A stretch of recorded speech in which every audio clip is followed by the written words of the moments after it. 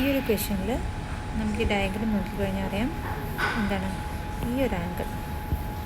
Okay, ഈ ഒരു angle എന്ന് പറഞ്ഞാൽ എന്താ? Angle B A C. Angle B A C is equal to 2 times ഈ ആംഗിൾ അല്ലേ? ദാറ്റ് ഈസ് ഇപ്പോൾ ഇവിടെ ഉണ്ടാക്കുന്ന ആംഗിളിൻ്റെ പകുതി ആയിരിക്കും ഈ ആംഗിൾ വരും. സോ നമുക്ക് എന്ത് എഴുതാം? Angle 2 times angle B A C, sorry B D C, B D C.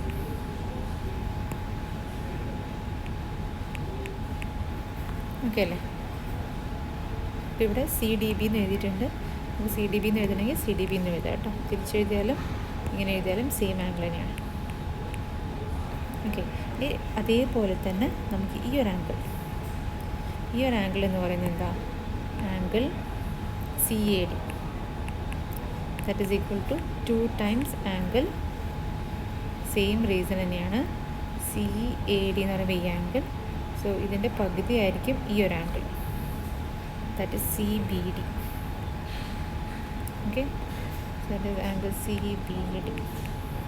Okay, so angle BAC plus angle CAD is equal to 2 times angle CDB plus 2 times angle CBD.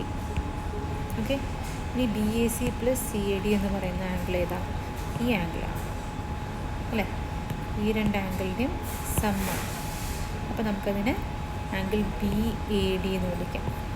So that is angle B A D is equal to, ഇനി ഇവിടെയാണ് ഡൗട്ടുള്ളത് അല്ലേ? ഇവിടെ ശ്രദ്ധിക്കുക, ഇവിടെ 2 times angle C D B plus 2 times angle C B D എന്ന് പറഞ്ഞാൽ ഇത് രണ്ടും ഡിഫറെൻറ്റ് ടേംസാണ്.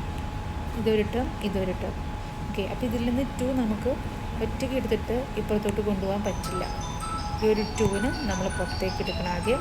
എന്നിട്ട് ബ്രാക്കറ്റിനകത്ത് angle C D B plus angle C B D എന്ന് എഴുതും. ഓക്കെ, ഇനി ഈ 2വിനെയാണ് നമ്മൾ ഇപ്പുറത്തോട്ട് കൊണ്ടുപോകുക.